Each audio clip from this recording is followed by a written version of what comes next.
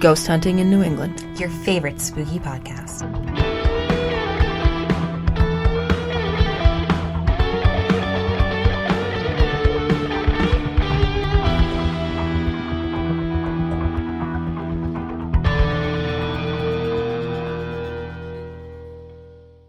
Hello and happy Wednesday. Welcome to this week's episode of Ghost Hunting in New England with your host, Amelia.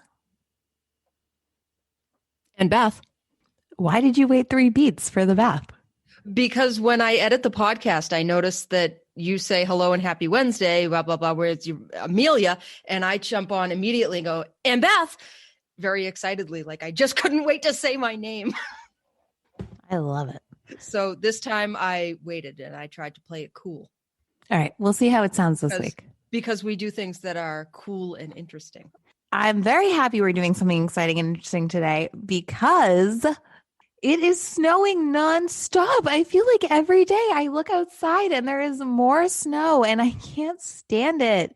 Make it stop. Why can't you stand the snow? I don't like the snow at all. First of all, I don't like driving in the snow. I don't think that you like driving in general. I know. I really enjoy driving. I love driving. I don't like driving at night and I don't like driving in the snow because my eyeballs are not great. And in the snow, the light reflects into my eyes. It makes it hard for me to see. And at night, I can't. They have these there's a new invention that will help with that. I wear them all the time. It's called sunglasses. I wear them when it's cloudy out. I wear them when it's snowing. It helps a lot. I'm not being a wise guy either. All right. I started off as a wise guy, but you were being a wise guy. You were being a wise guy. Now I'm being serious. Anyway, what I need my real glasses. I'm not really supposed to drive at night because I don't have my glasses right now. So I don't drive at night. Do you have a B restriction on your license? I don't know. Oh, then you don't need your glasses to drive at night. Well, I do if I don't want to crash into things. No, please don't drive at night. Thank you. Paul usually drives me. I the snow, it's very cold. It's very wet. It's bad for my business and I can't stand it. I like going on nice long walks. I don't love doing that in the snow. I like sitting in the sun. I can't really do that in the snow. I'm a creature of the forest. I don't like doing that in the snow. So I don't like the snow. And that's my story. And interestingly enough, it's not interesting at all, actually. It's quite boring. But the only times I've left my apartment this week, pretending it's not snowing with Miss Beth Ellen here as we've been going tanning. And to go full out pretending it's not winter, we got burned to a crisp. And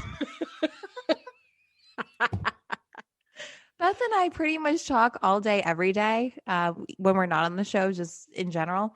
And we have shared I feel like so many photos are just like, look at my sunburn. And then you send me one back. God bless you, because you have been way more sunburned than I have. But it has been painful. Oh my goodness. Well, so that's the thing. Like my sunburn, it's not painful. Or maybe you're a wimp. I don't know. No, mine's very painful. I've had to like wake up in the middle of the night because I'm already awake and like put aloe on and then try to go back to bed. I mean, mine's a little itchy right now, but nothing really. Well, anyway, once we heal up, we're going back at it. We're gonna conquer those tanning beds and just summer in our minds, summer in our hearts. No. See, in the summer, I stay in the shade and in the air conditioning.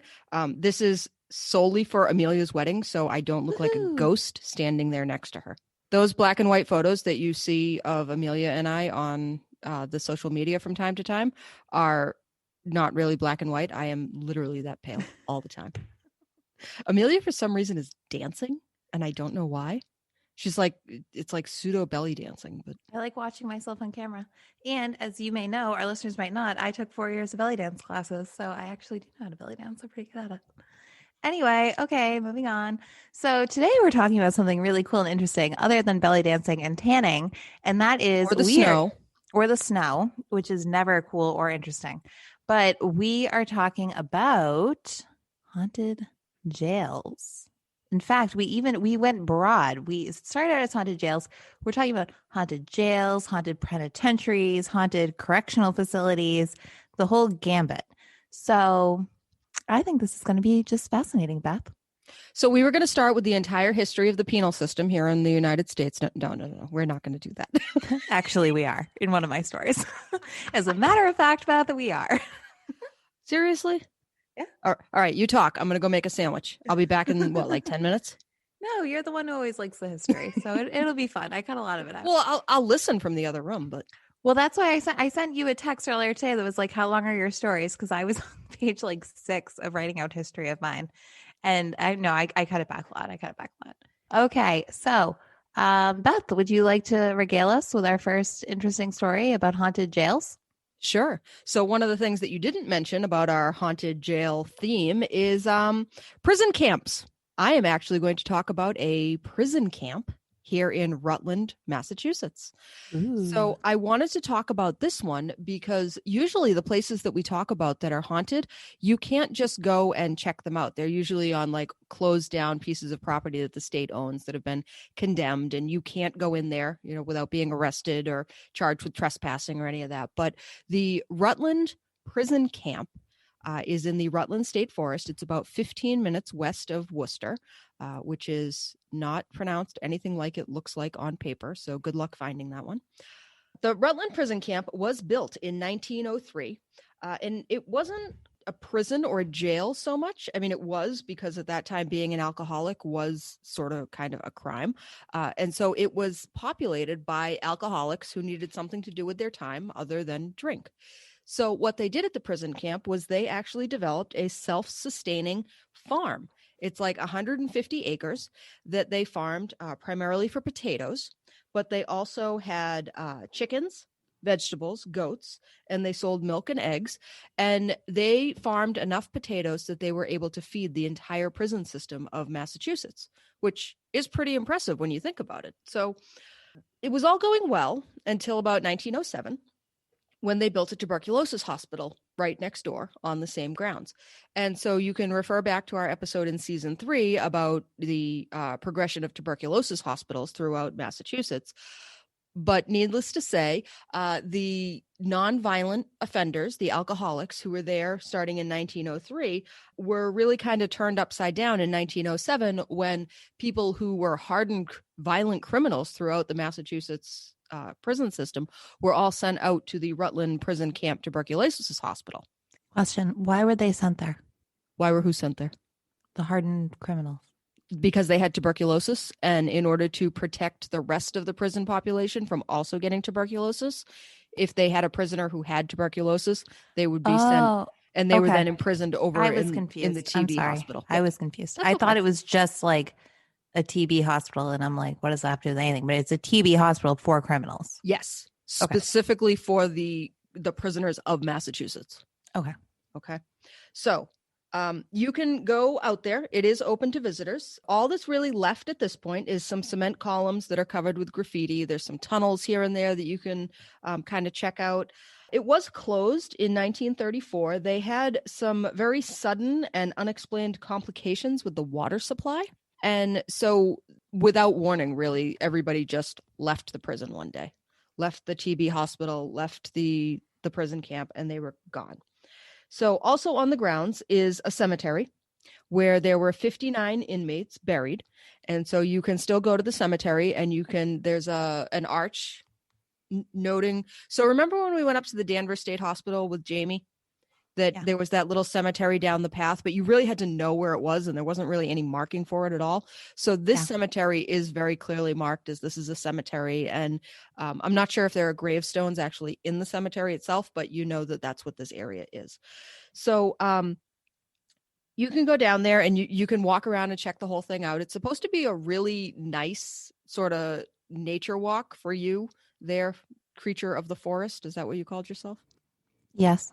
I often enjoy a good haunted cemetery in the middle of the woods. So it sounds just like right up my path. I would think that the former Rutland Prison Camp should be on your list of places to visit in the upcoming Absolutely. spring.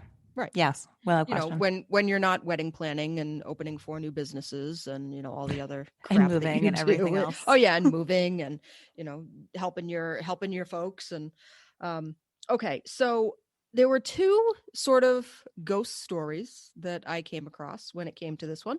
The first one is that the grounds themselves are actually haunted by the wife of a former warden. And she, of course, nobody knows what her name is. Nobody knows what year it was, your typical.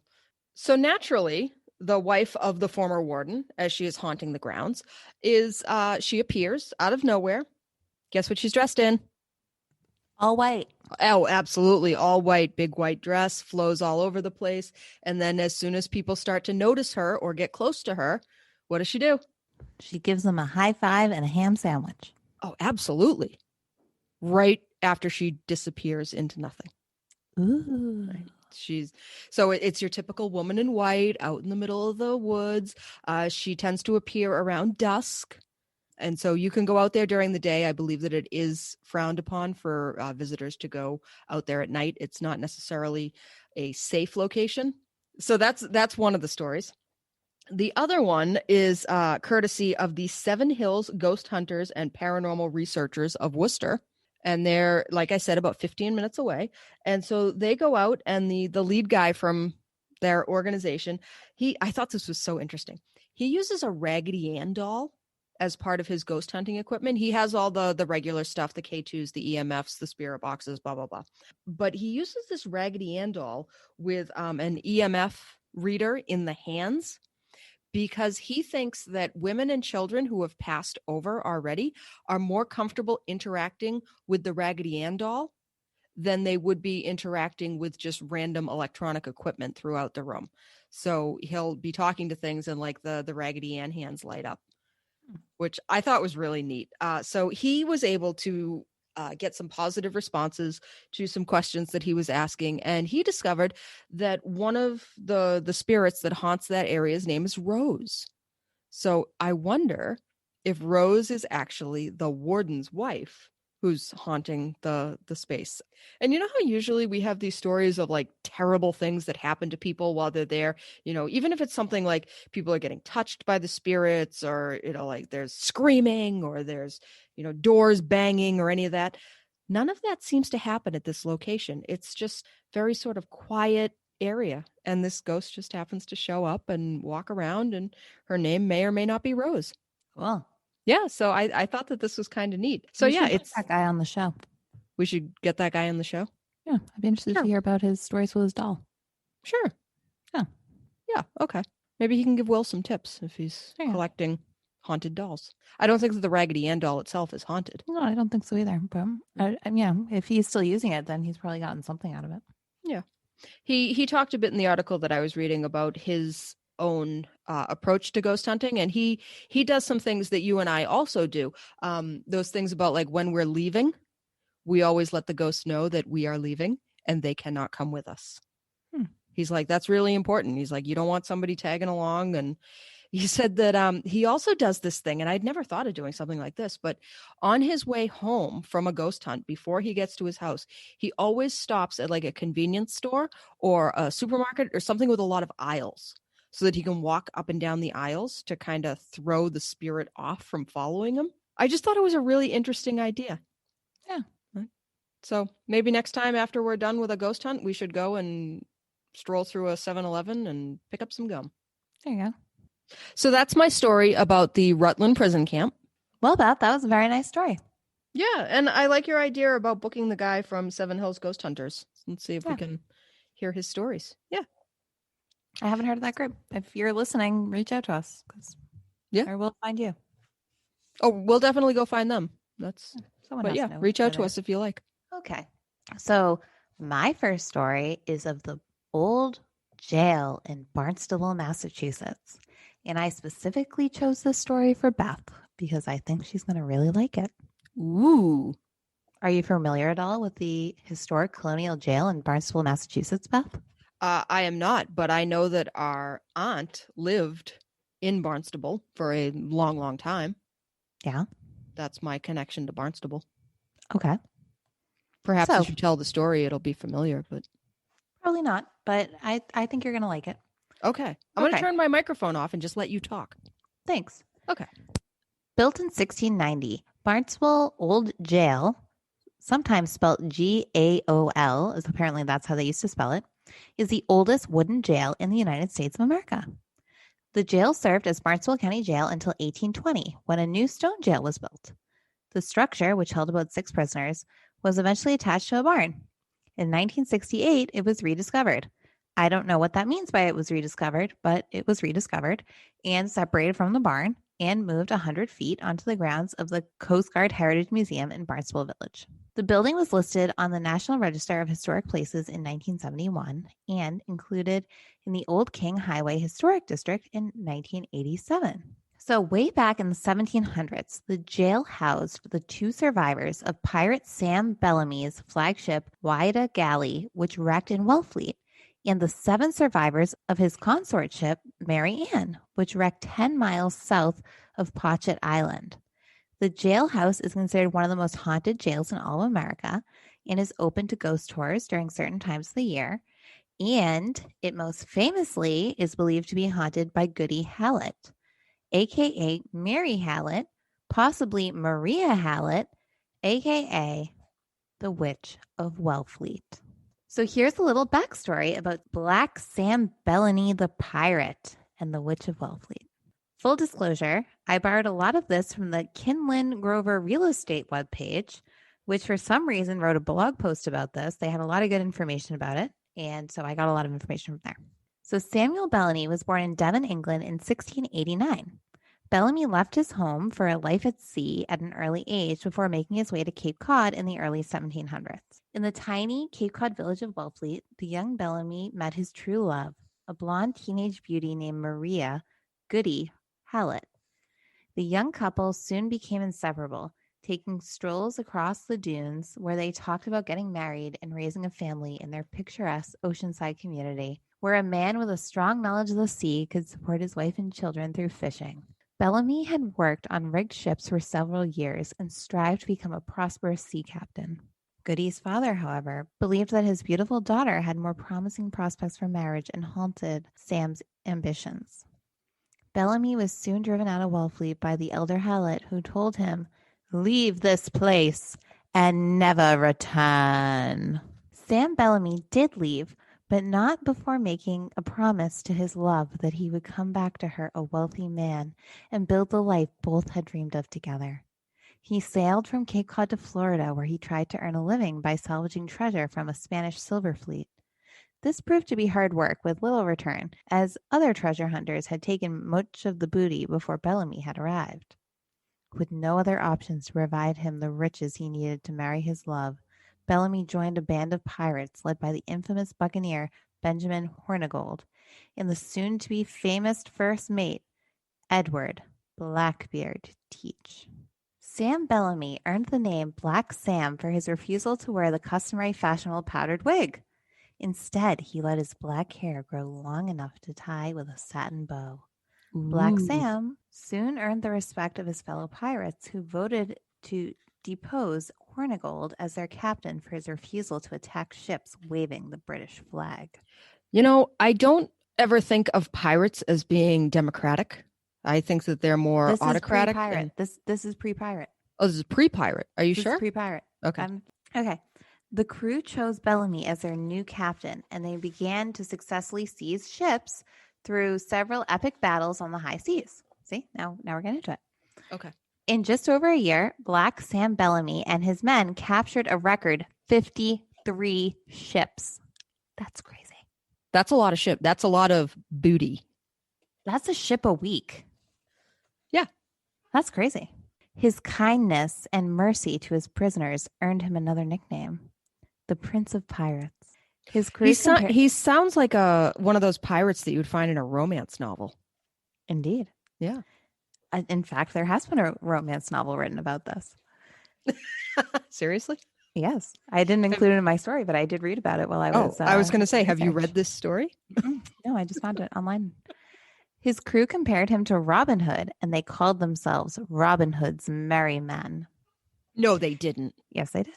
In 1717, Black Sam Bellamy captured his biggest ship ever, the Whydah Galley, which was filled with precious coins and jewels. But the Prince of Pirates still longed to be a good husband and a good father. 2 months after seizing the Whydah, he turned the ship north and set sail for Cape Cod and his one true love, Maria, but sometimes known as Mary, Goody Hallet. While Black Sam Bellamy had been away at sea, his love Goody discovered that she was with child. which is an old-timey way of saying she was pregnant. And here's where the story takes a very sad turn. She doesn't die, though, just a heads up. Okay. So she was a child. The fact that she was not married sparked a scandal in her small village. The town elders brought Goody to the local meeting house where they voted to banish her from the community. She had to wear the scarlet letter, didn't she? Like Hester Prynne. She didn't even get a scarlet letter. They were just like, get out. Wow. Yeah. That was really like the lady who went and started Rhode Island. Why can't I think of her name? I don't know. And something or other. Don't know. Okay. So, like Black Sam before her, Goody was forced to leave Wellfleet Village in shame. She moved closer to the ocean and became a recluse as she watched the horizon day after day in hopes of her lover's return. In April 1717, Sam Bellamy found his way home to the Cape. But the calm weather he and his crew had enjoyed during most of their journey suddenly turned when they entered the waters off of Cape Cod. Bellamy and his crew and the Wyatt found themselves caught in a violent gale just 500 feet from shore, just 500 feet from his love who watched from the cliffs. Just after the clock struck midnight on April 26, strong winds thrust the ship into a sandbar in only 16 feet of water, a true shallow grave for any seaman. The Wyatt's sturdy mast snapped in half at the point of impact, and the heavily loaded ship capsized in the frothing surf. 143 pirates drowned and only 2 survived. The body of Black Sam Bellamy was never found. On the night of the storm, villagers spotted Goody on top of the bluff, watching in horror as the ship went down. Some later said she shouted into the wind, cursing the storm for taking her lover. Others insisted that she became a witch and created the storm herself through sorcery as an act of revenge against the man who left her and had shamed her in the eyes of her family. Those who believe this legend also say that the villagers chased Hallet, who had later become known as the Witch of Wellfleet, with torches and pitchforks into nearby swamp where she died. Others claim still that Hallet reached the Wyatt by rowboat and searched desperately for her lover. Unable to find Black Sam, Goody loaded the boat with treasure and buried it deep in the dunes of Wellfleet, along the trails where she and Bellamy had charted their future together. The story of Black Sam Bellamy lay dormant for centuries beneath the icy waters off of Cape Cod until the year 1984, when an American underwater explorer named Barry Clifford discovered the wreckage of the flagship Wyatt. And at the time of its capture in 1770, the Wyatt carried more than 30,000 pounds of sterling and massive amounts of gold, ivory, and indigo, making it the largest pirate booty ever collected. In 1984, a team of divers led by treasure hunter Barry Clifford dove onto the wreck, and it was the first authentic pirate ship wreck ever discovered in North America, which is kind of cool. Mm-hmm. And much of the treasure and 200,000 artifacts were recovered from the shipwreck. This is back in the 80s. And now they're on display at the museums around the United States and sponsored by the National Geographic Society. Kind of cool, right? So I wonder if those 200,000 artifacts, like each coin was an artifact. I don't know. I would think they had to be. How could you get that many artifacts on a ship? I don't know. But what else is interesting about this is, so this happened a very long time ago, right? So this was in the 1717 is when the ship wrecked. So there's all this talk about Maria and, maybe Mary. And this is why she's maybe Mary, is because historians have kind of tracked this story back in time. Because for a long time, it was thought just to be like kind of a tall tale, like a fictional story. But then they found the pirate ship. And then they found at the time the ship went down, there was an unmarried woman named Mary Hallet living in the area. And she would have been 19 when Bellamy died. And when that woman died in 1750s, she was a Congregationalist at that time. And so as they all did when they died, they give away all of their worldly possessions. So she gave everything away, and she was just buried in a shawl with one exception. And that was she asked to be buried with a solid gold necklace that had small gold beads on it. And historians think that that gold came from the pirate Black Sam Bellamy. Neat. Isn't that nice? So Goody and Black Sam are said to haunt the Expedition Wyandotte, which is now in Provincetown, as well as what is called Lucifer Land, which is an area on top of the Wellesley Cliffs.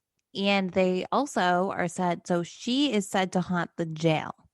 And I found in a lot of places it says she haunted the jail. And I found in a lot of places that the jail is where the two survivors of the shipwreck lived. But I couldn't figure out why she would have haunted the jail. And what I kind of like in my mind is we kind of like make up this, and I'm like looking at all the history, and then I'm looking at like all the stuff the ghost people are saying, is maybe she was like visiting the two survivors to like find out information. And for some reason she stayed there. I couldn't find anything that said she had been arrested.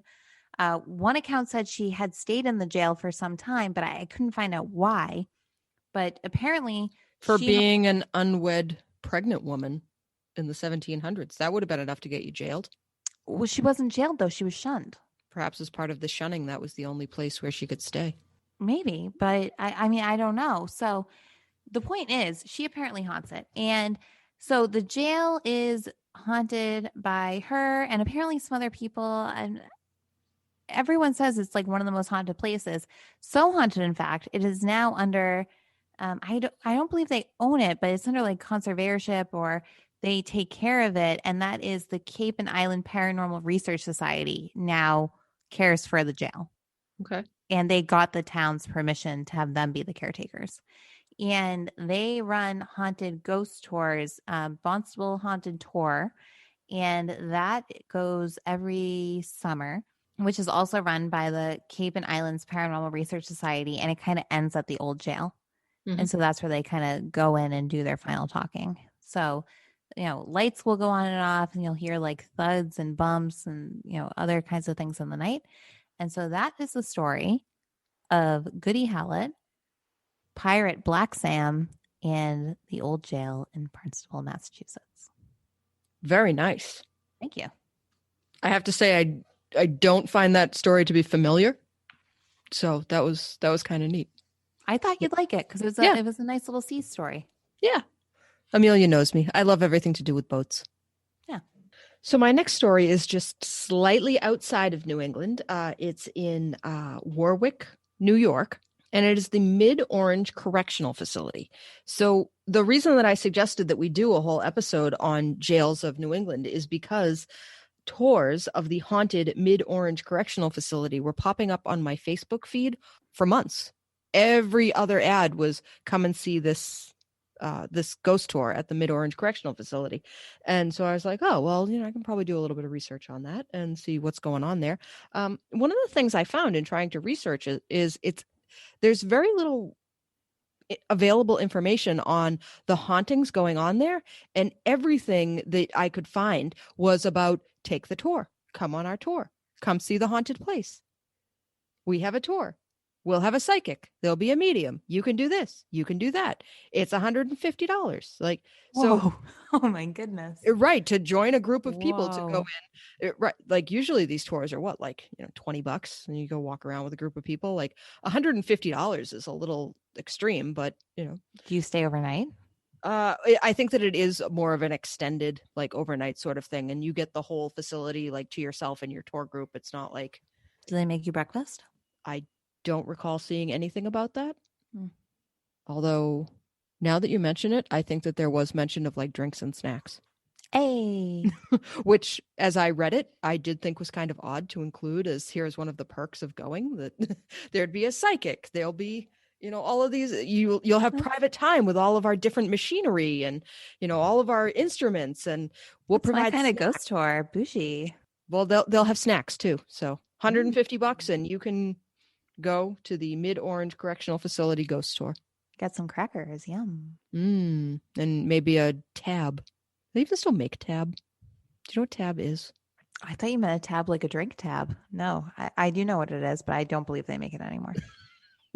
It's for our young viewers. For our younger listeners. Right. It's a soda pop, or if you're from New England, it's a tonic. It was one of the old style. Was it a diet soda? I have no idea. I feel like it was like women who were in like aerobics videos would drink Tab. So When I think of like Tab, I think of like a thin woman with a tab in one hand and a Virginia Slim in the other. I okay. feel it's like from that era. Yeah. With big hair and Virginia Slims. All right. So the Mid Orange Correctional Facility was opened in the mid 1930s. It was actually opened as a school for troubled boys.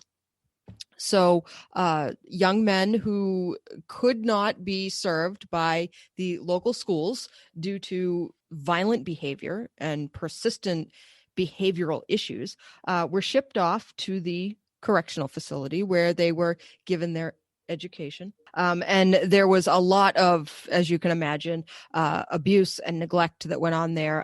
Eleanor Roosevelt actually visited that site in the 1940s, 50s, and said that it was just absolutely horrendous. And so it became kind of the impetus for changing about some of the things that were going on with these institutional settings for young men during the mid-century. In 1976, it was converted over to a men's prison, an adult men's prison, where it remained a men's prison until it closed in 2011. So one of the more famous residents that they had was a man named Richard Biegenwald.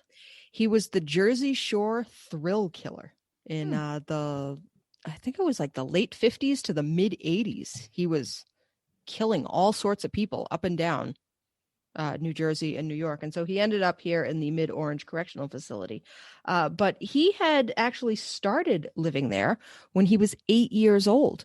He had been sentenced there as a child. And so there's some thought that those traumatic experiences for him, paired with his later return to the facility as an adult, might have resulted in his spirit being stuck there. And so he's thought to be one of the spirits that haunts the place.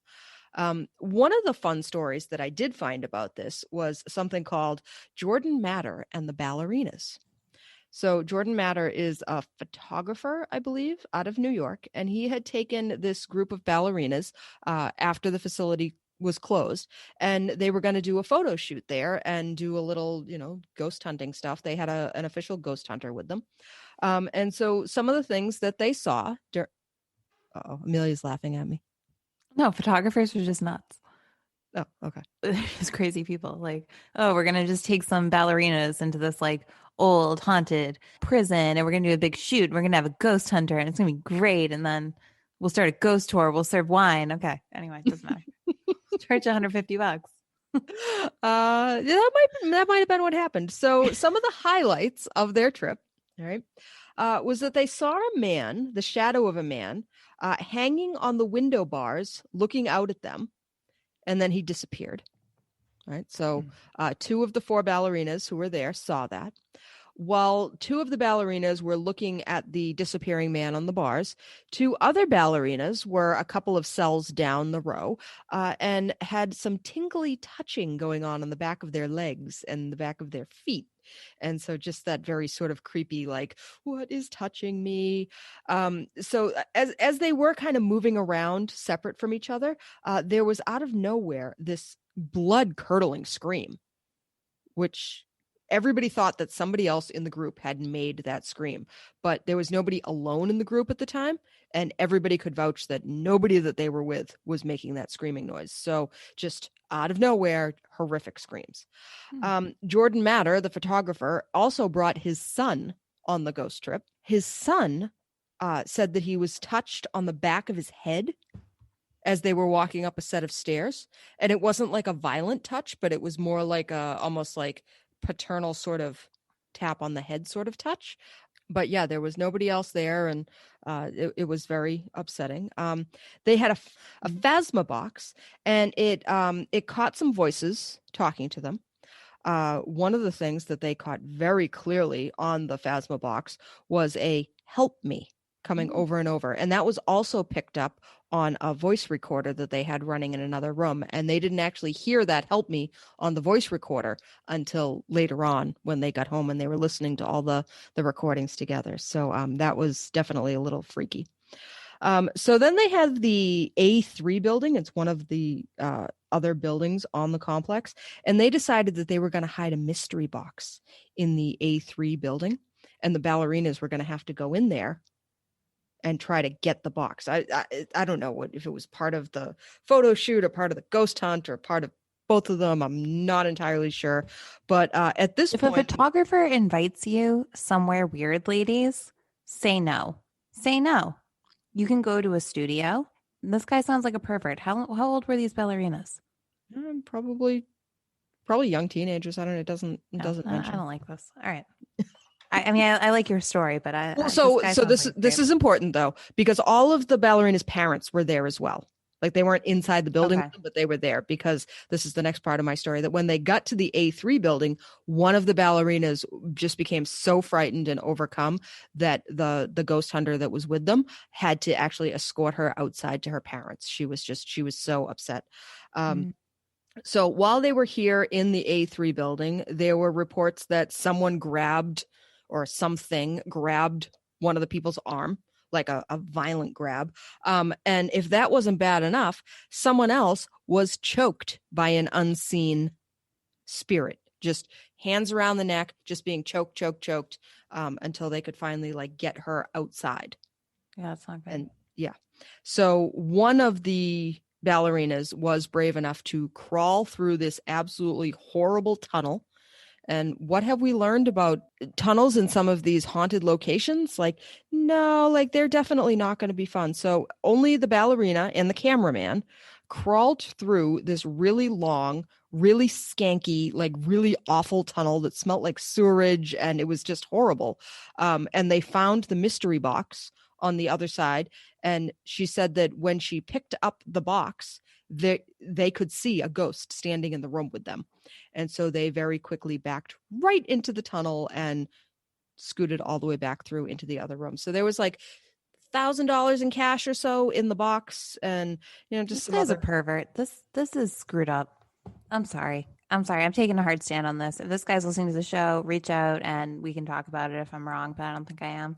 Like, you have a bunch of their parents are there, so they're adolescents, and you're making them crawl through some haunted place with like camera guys and like some ghost guy, and oh come on, little girl, go find the $1,000, and fuck that.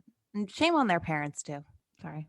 These and more other authentic reactions by Amelia on this week's episode of Ghost Hunting in New England. I don't agree with it. So anyway, that was sort of the big story that I was able to find about the Mid Orange Correctional Facility. And I think that being a grown woman myself, and I would probably plan to not go with some weird photographer. Unless it was me.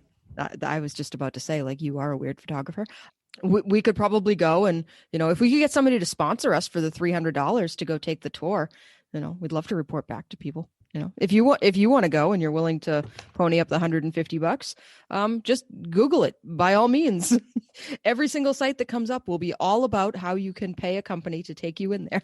Yeah, I thought that was a really sort of interesting story. It's a fun one. I also don't approve of taking those girls into the correctional facility, but whatever. Oy vey. All right.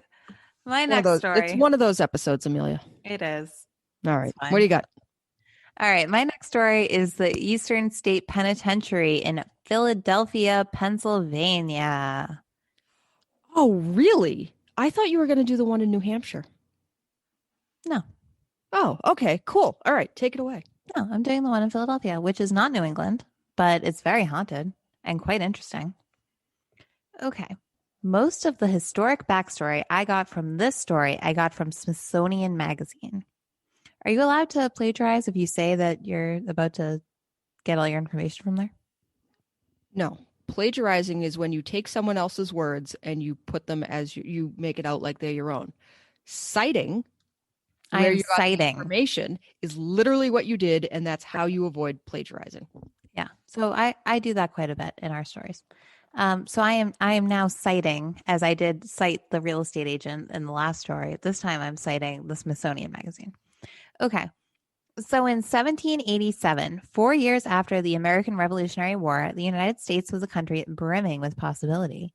And no city felt the excitement more than Philadelphia.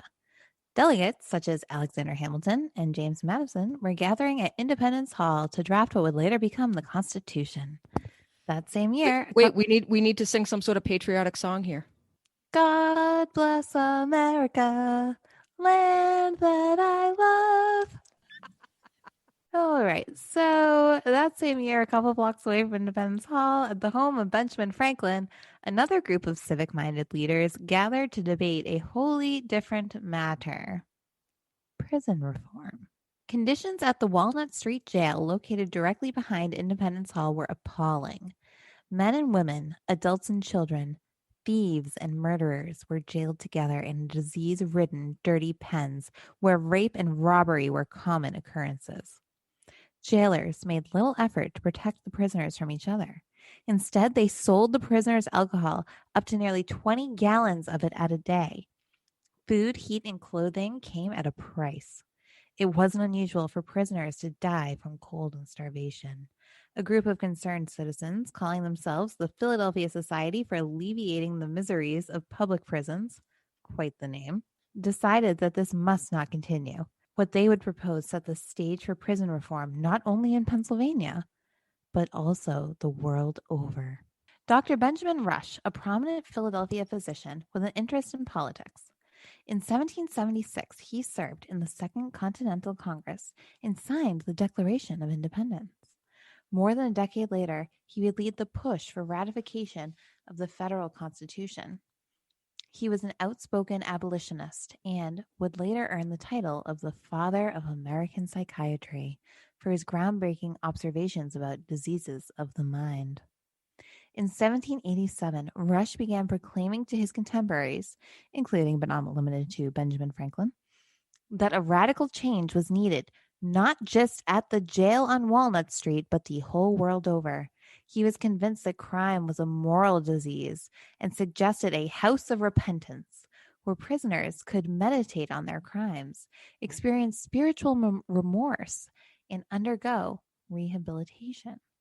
This method would later be called the Pennsylvania system and the institution a penitentiary. The Philadelphia Society for Alleviating the Miseries of Public Prisons, also known as the Pennsylvania Prison Society, agreed and set out to convince the Commonwealth of Pennsylvania. Changes were made to the Walnut Street Jail. Inmates were segregated by sex and crime, vocational workshops were instituted to occupy prisoners' time, and much of the abusive behavior was abolished. But it wasn't enough. Philadelphia's population was growing by leaps and bounds, and so was the criminal element. A prison of a grander scale was needed to fulfill the prison society's mission. For repentance to truly happen, the complete isolation of each prisoner would need to occur, and this was impossible to do in the overcrowded jails. Construction of Eastern State Penitentiary began on Cherry Orchard outside of Philadelphia in 1822. The chosen design, created by British-born architect John Hallet, was unlike any seen before. Several wings of individual cell blocks radiated from the central hub. The penitentiary opened in 1829, 7 years before the completion, but the institution proved to be a technical marvel. With central heating, flush toilets, and shower baths in each private cell, the penitentiary boasted luxuries that not even President Andrew Jackson could enjoy at the White House.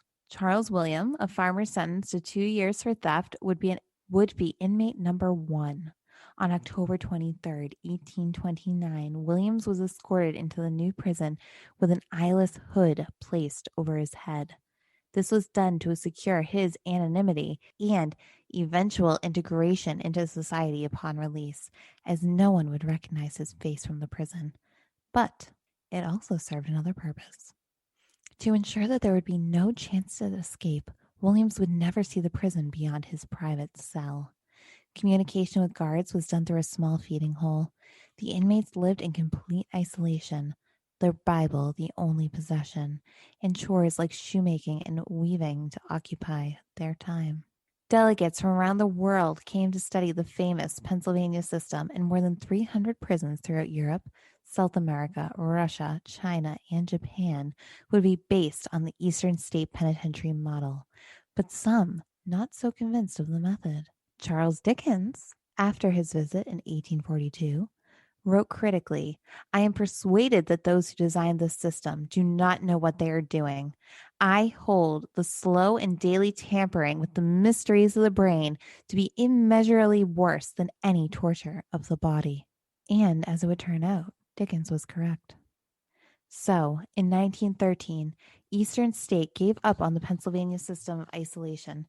Prisoners now shared cells, worked together, and even played organized sports. The jail had been originally meant to house approximately 300 criminals, but by the early 20th century housed over 2,000. And it was determined that the previous idea of solitary confinement had become less about repentance and more about punishment. By the 1960s, Eastern State Penitentiary was falling apart. In 1971, it was officially closed by the state of Pennsylvania. And over the course of the 142 years the penitentiary had been opened, it held 75,000 inmates, including the gangster Al Capone. It was declared a national landmark in 1965, and the prison was opened as a historic site in 1994. Today, tourists can walk beneath the vaulted ceilings and skylights of the neo-Gothic building that once represented the moral ambitions of the America's founding fathers. They also have ghost tours and a virtual tour on their website and a gift store and lots of fun things you can do there. In fact, when I was doing research on this, I told my darling fiance Pavel about it, and he is from just outside of Philadelphia, and he was like, "Oh, in Philadelphia, they do ghost stuff there every Halloween." I was like, cool. Okay. There's nothing quite like a prison gift shop. I know, right? Okay. So that's a lot of fun history. And I know you like history, Beth, and that was quite a bit of it. And I cut out a lot of what I had previously. But that is a good amount of history. But here's some stuff that I found on some other websites, including NPR and other reputable news sites. So this isn't just like down the ghost rabbit hole. This is like real reporting done on this. And let's just say it outlines the torture a little clearer. Some of which included what is known as the water bath.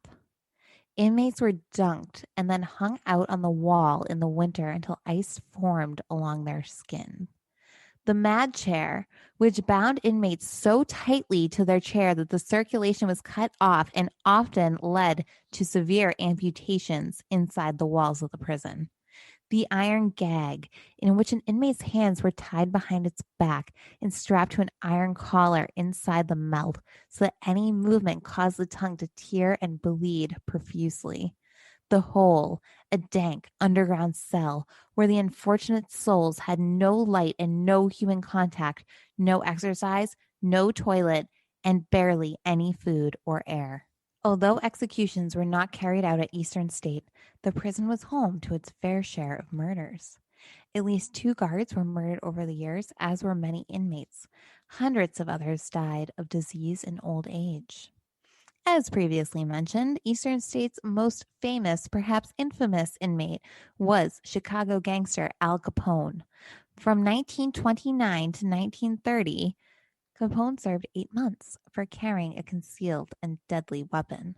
So it was not uncommon at that time for gangsters to have the nicest cell in any prison, and that was true at Eastern State as well. Capone's furnishings included a desk, a lamp, paintings, and a cabinet radio. He complained, however, during his incarceration that there was one other thing in his cell with him, and that was the ghost of James Clark, one of the victims of the St. Valentine's Day massacre in Chicago. That's crazy that a ghost that Capone killed would have followed him all those states away to just haunt him. So this goes to what Tenny likes to talk about the person is haunted. Exactly, yes. Yeah, that's crazy. Yes. So, as I'm sure most of our listeners know, the massacre was a result of gang rivalry, and Capone led one side of it.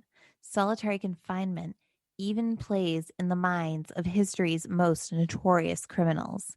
Because when Capone was there, he had all this stuff, but he was still in isolation. So other hauntings include cell block 12, which is known for echoing voices and crackling.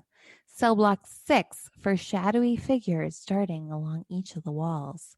Cell block 4 for visions of ghostly faces. Many people have reported seeing silhouettes of a guard in one of the towers, footsteps, wails, whispers. And most importantly, it all seems to be the same stories over and over. One of the most legendary tales comes from a gentleman named Gary Johnson, who helped maintain crumbling old locks at the prison. In the early 1990s, he had just opened an old lock at cell block 4 when he says a force gripped him so tightly he was unable to move. He described a negative, horrible energy that exploded out of the cell. He said tormented faces appeared on the cell walls and that one in particular beckoned to him. The prison has also made its way into multiple spooky television shows, including but not limited to Travel Channel's Ghost Adventures and Most Haunted Live, Sci-Fi's Ghost Hunters, and MTV's Fear. Dozens of paranormal visitors visit each and every year and report that it's a hub of otherworldly activity. They also have lots of cool events. Like they have a zombie walk that goes on there and like all other kinds of cool things. Like they really go all out. It looks like a lot of fun. I'm very excited to go. Yeah, I just want to point out, remember when we went and did the USS Salem with Don D. Cristofaro? Yes. So remember how he was talking about when they put on the haunted house on an actual haunted ship, how it just kind of aggravated all the ghosts on there? Yes. So I wonder if that's something else that's happening at Eastern State Penitentiary is because they keep putting on like the zombie walk or these different Halloween events. Is that just annoying the ghosts that are already there and really kind of like kicking up the activity right around that time? And could be. Yeah. Very cool and interesting to go and investigate. Well, I was just going to say, Beth, that, you know, this is not set in stone. And things could change. But right now it's looking like most likely I will be living about 20 minutes away from here by Halloween. So you'll have to come down and we can go investigate. Yeah, maybe. Why? Maybe not. You just said you want to investigate it. Oh, I do, but maybe not at Halloween. Want to hear my last story? Sure. Would there be an episode of Ghost Hunting New England that was complete without mention of Salem, Massachusetts? I mean, there's been like 35 of them, but a lot of them do have mention of Salem. A lot of them do. Hey, You're right. You got something going there. A lot of them do. I'm just trying to, like build the mood here.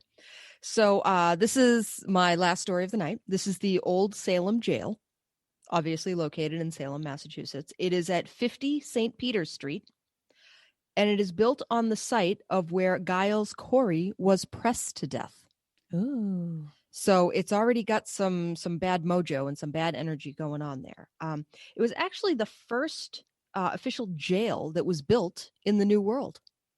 Was built right on this site, which to me was just crazy. Like, how is it that there weren't other jails? But then why would there have been other jails? Salem was a pretty early settlement. So the Old Salem Jail is kind of like the colloquial name for it. The official name for it is the Essex County Correctional Institute. So again, it's been around since the late 1600s.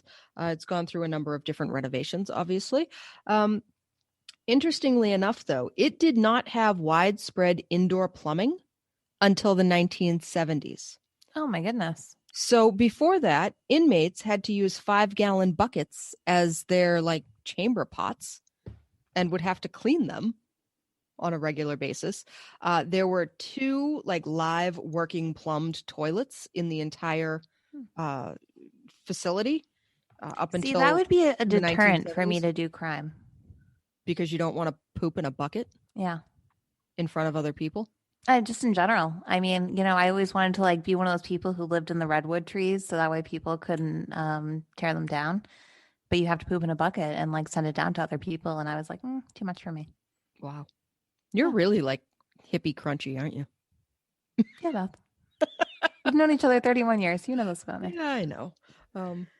Yeah. But that kind of surprises me that you would draw the line at pooping in a bucket. And giving it to someone? Yeah. No thanks. And I'm kind of scared of heights. See, that makes But the pooping in the bucket, that was the big thing, yeah. Oh, okay.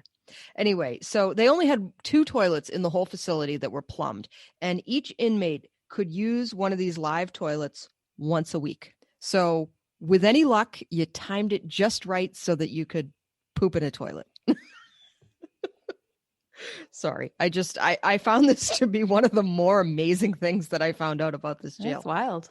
It's crazy. All right. So it was closed in 1991. The inmates were moved off to different correctional facilities in the area. And then it really stood vacant until 2001. When it was closed in 1991, the inmates who were there absolutely trashed the place. Like they ripped down walls. Have you ever watched? Never mind. I'm not even going to go there. So anyway, Have I ever watched what?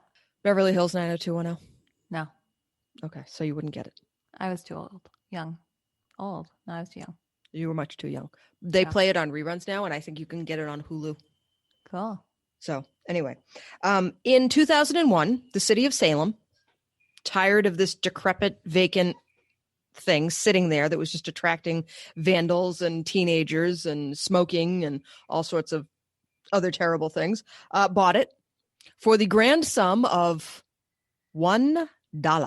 Nice. And they were hoping that developers would come in and make something out of the space. And so it took a little while, but a developer finally came in with like a $10 million project that they were going to build there. Luxury apartments. There were going to be, I think, 22 of them. And the first day that they put those apartments up for bid, 17 of them were immediately taken. So people didn't seem to care that it was this haunted location and that their apartments were going to have trouble. And I feel like in Salem, that would be a draw. Perhaps.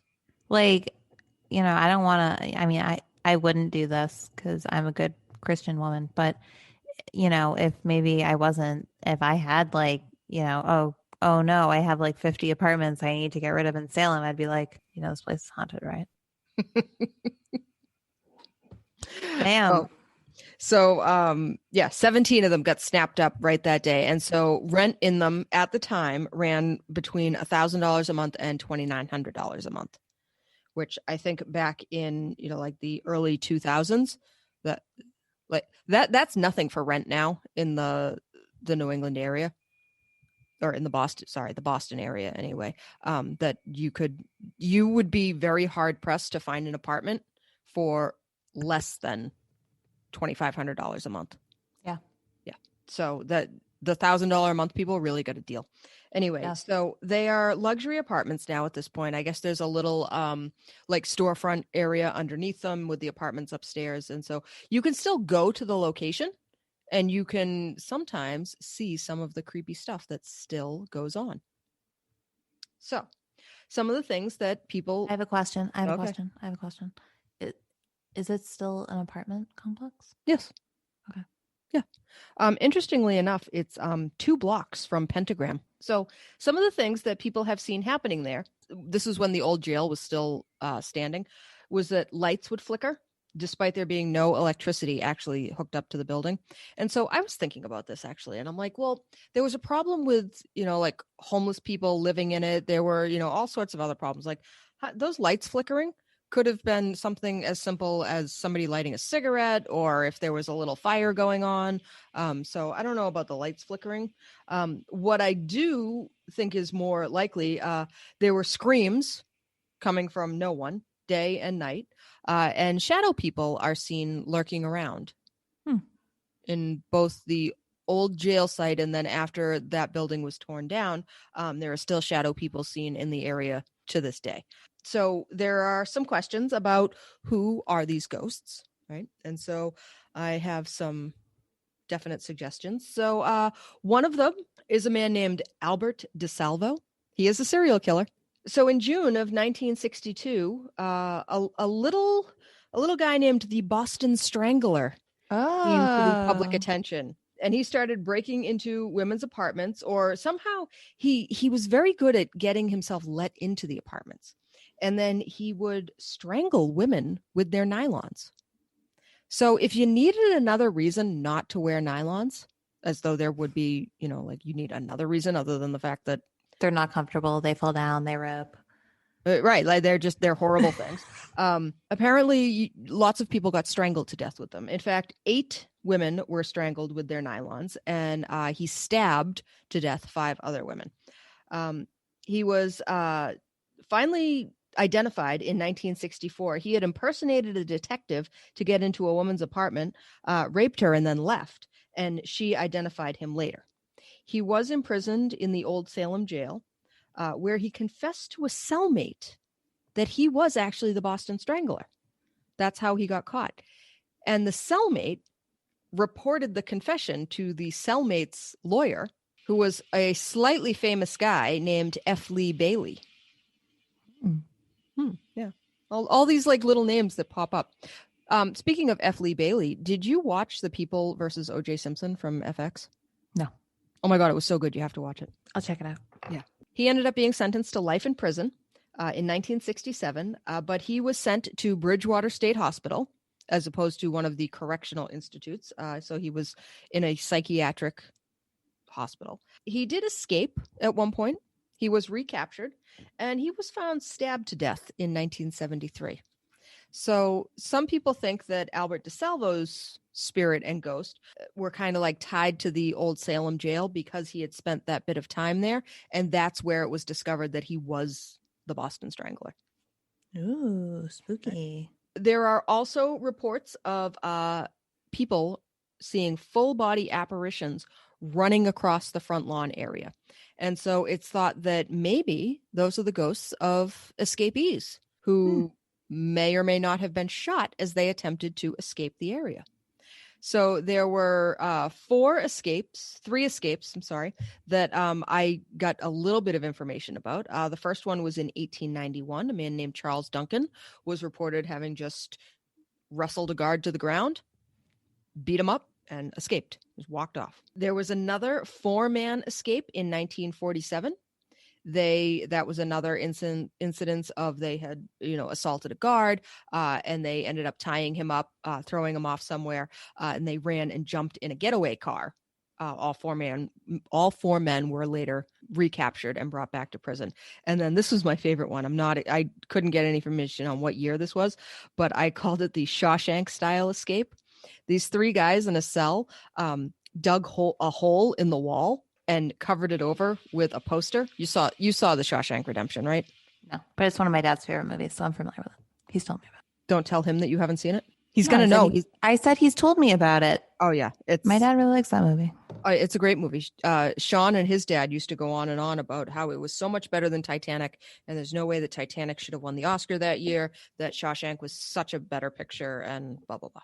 If you haven't seen The Shawshank Redemption, you definitely should. It's a great Stephen King story adapted, and it's, I think, the only story that I say that the movie version was better than the book version. Like, that's how highly I can recommend the Shawshank Redemption movie. It's fabulous. Anyway, so what about Willy Wonka and the Chocolate Factory? I liked the book better. I didn't care for the movie. I didn't like the imagery that the movie had. The book's imagery was better in my head. Anyway, so yeah, they dug this hole in the wall. They covered it up with a poster, and when the time was right, they went through the wall. And then it wasn't the big thing where like they crawl through the big pipe like in Shawshank Redemption, but instead they used toothpaste, and they actually like cemented the bricks back in place. So it took a long time for anybody to figure out how they get out of there, but then somebody came along and kind of like pushed on the bricks and was like, wait a second, it just fell right out, right? And this is I don't know how they figured out it was toothpaste. I mean, somebody's got to taste it to figure it out, and I don't know. I'm probably not going to be tasting anything I find in a prison cell, but anyway. So not even a 5-gallon bucket. Oh God, sorry. That was disgusting. I'm sorry. All right. So the last one that is a possible culprit of these spirit hauntings is Confederate soldiers, because they were imprisoned here during the Civil War. And so there are lots of reports of shadow figures that are seen walking in front of windows. And the most disturbing of this is somebody reported that they were outside watching a shadow figure walk back and forth in front of a window. that the floor below that window had collapsed years before that. So like they were looking at somebody in a 5th floor window, but there wasn't a 5th floor for the person to be walking on. And I believe there also wasn't like a 4th floor, like the floors had collapsed down. So there was no way that a person could be up there walking. There was nothing for them to walk on. Cool. So I thought that was kind of creepy. Men are seen in the area in the 19th century battle uniforms that you would have seen during the Civil War. And many, similar to Al Capone's story from the Eastern State Penitentiary, many Old Salem Jail inmates claim to have shared space with long dead inmates. So yeah, just craziness. So you can still go out there, and if you're lucky, you can catch a glimpse of something creepy happening on the new grounds. And yeah, and if you don't, just take a walk over to Pentagram and go see Tim and Leanne and get yourself a reading and maybe buy a fun book. Yeah, that's my story. Great story, Bob. Hey, thanks. That's fun. It was. Did we get any mail this week? Nope. People. Where's our mail? It's crazy to me. Nobody has anything to say to us. We have more listeners than we have ever had right now in the history of this show. We are up to 34 listeners an episode, and we get no mail. We get no more 5-star reviews. We get nothing. She's totally serious about those 34 listeners. It's just, it's 34. I can name like 32 of them off my hands. I know at least 6 of those haven't left us a 5-star review. So, I know. Wow. I know. It's rude. We should start going to people's houses. We'll start knocking on their doors and taking their phones and putting in the 5-star review for them. There we go. No mail. No 5-star review. No drive-by ghosting. The only thing I have to say is, remember last week we got that letter from Lindsay, and I read it on the show. We got it as we were recording. Yeah. I went on Facebook to respond to her, and I can't, and I don't know why. It will not allow me to respond to that message. I made a post about it on our Facebook. I don't know if she saw it, but Lindsay, if you're listening, obviously we got your message, and we're not rude people. We do respond to all of our messages, but she might have her thing set up that only her friends can message her. I don't know. Well, that doesn't make sense because she messaged us first. I just can't. I don't know why I can't respond to it. I did download the book. I just haven't listened to it yet, though. But I do plan to. So thank you for that. Cool. Oh, I have some other exciting news too. It is my goal by the end of this week to start updating our website again. Oh, yeah. Remember how you were like looking to hire someone to do that? No. Did I say I was going to hire someone to do that? Do you have someone for me to hire to do that? Oh, I could definitely get you some. I could definitely have somebody. I mean, I have all the scripts for everything I've done saved on my computer. Okay. I get through like half of that. We can figure something out. It hasn't been updated in well over a year. And it could just be a matter of I feel like now I think we should update it. All right. Yeah. So anyway, by all means, check us out online. We are at facebook.com/Ghost Hunting in New England, Instagram, Ghost Hunting in New England. No. How do you like to say the one with the little Tweety bird? Twitter at Ghost Hunting NE. You can find us at ghosthuntinginNewEngland.com, which hopefully I will try to keep my word as best I can and start updating it. Last time, I think I was on it today. The last time it was updated was when we had numismatist David Ray on the show, and that was a fantastic episode. He was a lot of fun, but we got to update it from there. So we're going to go ahead and try to get that done. Please leave us a 5-star review. That is 1, 2, 3, 4, 5 stars. Don't leave us a 1-star review. That's just rude. It's so rude. It's gross. Ugh. You know what else is gross? What? When people are in a restaurant and they take their shoes off. Bad taste. Don't do it. Oh, no. I had to look at someone's feet while I ate lunch today. And if you think for 1 second I could look away from the feet, I couldn't. It's not like it's the middle of summer and they weren't wearing flip-flops. It is winter. It is snowing. They had boots and they took their feet out of their boots and they did not have socks on. So the moral of my story is keep your shoes on in a restaurant. There you go. You heard it here first, folks. And give us a 5-star review. And a 5-star review. And as always, happy hunting.